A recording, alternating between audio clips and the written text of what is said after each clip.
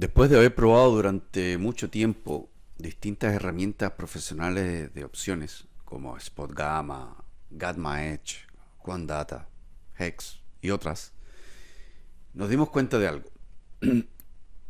Todas eran extremadamente potentes, pero también extremadamente complejas. Muchísima información, muchísimas métricas, muchísimo enfoque en el gamma. Y aunque el gamma es muy importante, sentíamos que faltaba algo esencial: el flujo real del dinero. Es decir, ¿qué está haciendo realmente el dinero intradía? ¿Dónde está entrando? ¿Dónde se acelera? ¿Dónde pierde fuerza? ¿Y cómo interactúa con las zonas estructurales? Entonces decidimos construir una herramienta distinta. Una herramienta más enfocada en contexto, más enfocada en flujo, más simple de interpretar y también mucho más accesible para el trader retail. No buscamos predecir cada tick, buscamos entender el contexto del mercado. Una de las preguntas más frecuentes que nos hacen es ¿por qué utilizamos el SPI y no SPX? La respuesta corta es porque para análisis de flujo intradía el SPI es muchísimo más eficiente. Tanto SPI como SPX representan el mismo mercado, que es el SP500. Pero SPI concentra el flujo de opciones de una forma mucho más limpia y rápida de analizar. Los strikes están mucho más compactos, la información fluye más rápido y además, algo importante, el acceso a los datos es mucho más eficiente. Trabajar directamente con el SPX implica datos más caros, cadenas más pesadas y actualizaciones más lentas. Entonces preferimos priorizar velocidad, claridad y calidad de la lectura intradía. Al final no estás viendo otro mercado, estás viendo el mismo mercado, pero desde una capa donde el flujo es mucho más visible. ¿Okay? Ahora sí, quiero mostrarles la parte más importante del dashboard, el profile. Lo que vemos acá no es solamente volumen de opciones. Lo que estamos viendo es dónde está interactuando el dinero. Las barras azules representan flujo asociado a calls y las barras rojas representan flujo asociado a puts. Pero lo importante no es simplemente quién tiene más barras. Lo importante es dónde aparece el dinero, cómo se distribuye y cómo reacciona el precio alrededor de esas zonas. El mercado normalmente no se mueve por una sola orden, se mueve por acumulaciones de interés. Y este profile o este perfil nos ayuda a visualizar precisamente eso. Además, nosotros no utilizamos solamente volumen bruto, damos mucho peso a la proximidad del flujo respecto al precio actual. Porque el dinero que interactúa cerca del spot normalmente tiene mucho más impacto en el intradía. Cuando utilizo el profile, normalmente observo dónde se concentra el dinero, si existe dominancia call o puts, si el flujo acompaña el movimiento o si empieza a aparecer absorción o agotamiento. Y esto es clave. ¿Okay? Vamos a explicar qué son estas métricas de contextos, que no son señales mágicas, ¿eh? Son estas tarjetas superiores que funcionan como una lectura rápida del régimen actual del mercado. Está el neto MF, que nos muestra el balance general del flujo. El CMF PMF nos permite entender hacia qué lado está inclinándose el dinero, si hacia las call, que son las CMF, o a las put, que son las PMF. Luego está el flow speed, que es una de las métricas más importantes, porque no mide solamente cuánto flujo existe, sino qué tan rápido está cambiando ese flujo. Y esto es muy, muy relevante, es muy importante. Muchas veces la aceleración del flujo anticipa cambios antes que el precio. Y vamos a verlo después en un ejemplo. ¿Okay? El force bias básicamente nos ayuda a contextualizar la presión dominante del momento, pero siempre debe interpretarse junto al resto del dashboard. ¿Okay? En el lado derecho tenemos las zonas estructurales. Estas zonas sí están construidas utilizando información derivada de gamma y estructura de opciones, porque el gamma sigue siendo extremadamente importante. Lo que hacemos nosotros es utilizar el gamma para entender la estructura y el flujo para entender la intención que hay. ¿Okay? Estas zonas muchas veces funcionan como áreas de reacción o aceleración, también como absorción o cambio de comportamiento del flujo.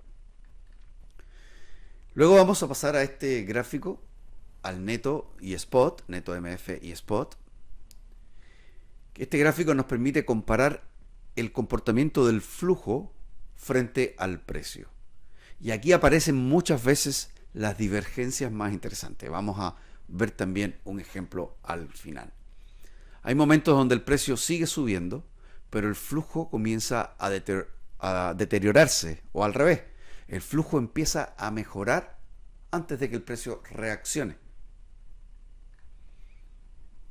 Finalmente, tenemos el gráfico del flow speed, que nos ayuda a visualizar impulsos de aceleración del dinero, como decíamos hace un rato atrás. Aquí no buscamos operar cada barra, lo usamos como contexto para identificar si hay expansión, si hay agotamiento o hay una entrada agresiva de flujo. Y ahora vamos a pasar a ver un ejemplo real. Ya en otros videos más adelante, pues digamos, vamos a continuar mostrando otros ejemplos de día a día, ejemplos reales, para que vean cómo poder interpretarlo. ¿Ok? Aquí vamos a ver, por ejemplo, en esta imagen estamos viendo un día que podríamos ver ahora, viéndolo en contexto, que fue un día complejo de operar, muy probablemente. El precio comenzó cayendo, sin embargo el flujo no acompañaba esa caída inicialmente. El precio caía, pero el flujo no caía tanto. Finalmente se devuelve, empieza a subir y tenemos un día de bastante equilibrio, por decirlo de alguna forma, con algún intento de ruptura, pero un día complejo porque el flujo se movía muy similar al precio. Si nosotros nos mantenemos en estos días con mucha paciencia, esperando la oportunidad, el 90-95% de los días vamos a encontrar al menos una oportunidad interesante que el flujo nos indique qué es cuál es la operación o cuál es la oportunidad que tenemos frente a nosotros. El precio comienza a subir, comienza a trabajar, el flujo comienza a acelerar y se dispara el flujo a una velocidad mucho mayor que el precio.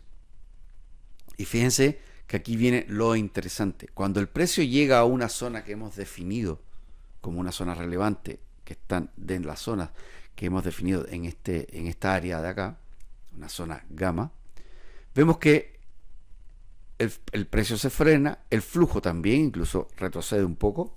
Posteriormente el precio vuelve a hacer una segunda llegada y el flujo se dispara. Es decir, hay un alto ingreso de flujo positivo. Estamos en un 72% de bias. Lo tanto, esto indica, por un lado, de que hay fuerza de call, es decir, hay fuerza positiva. Pero observamos en el perfil que ya por arriba de ese nivel no hay mucho interés en continuar. O sea, ha disminuido muchísimo el interés por continuar. vemos un impulso fuerte en el neto, es decir, aumenta el flujo, pero la velocidad disminuye. Fíjense como la primera vez que el precio llega a la zona, existe cerca de $1 billón en entradas de flujo positivo, es decir, compras. Sin embargo, en el momento en que vuelve el precio a llegar a esa zona, el flujo disminuye en prácticamente la mitad. Es decir, todavía hay fuerza, hay interés, pero hay un agotamiento. Es decir, ya la fuerza que tiene el mercado no es la misma. ¿Qué sucede unos instantes después? Pues que el precio comienza a retroceder, entra el primer print negativo luego de este agotamiento que se había visto acá, el flujo cae y finalmente el precio se desploma, aproximadamente unos 2, casi 3 strikes del SPI, que vienen siendo cerca de 30 puntos del SPX. Esto es solamente un ejemplo para que puedan entender qué observar en términos de contexto y cómo se comporta el precio y el flujo del dinero en las zonas relevantes, en las zonas estructurales. En los siguientes ejemplos vamos a dar más detalles y vamos a poner mucho más ejemplos de otros comportamientos como este. La idea de este dashboard nunca fue reemplazar al trader. La idea fue simplificar la lectura del mercado, ayudar a entender dónde está el dinero, cómo interactúa con la estructura y cómo cambia el contexto durante la sesión. ¿Ya? Como decía, durante las próximas semanas voy a estar subiendo ejemplos reales explicando cómo utilizamos esta herramienta en diferentes escenarios, porque al final entender contexto siempre es más importante que perseguir señales.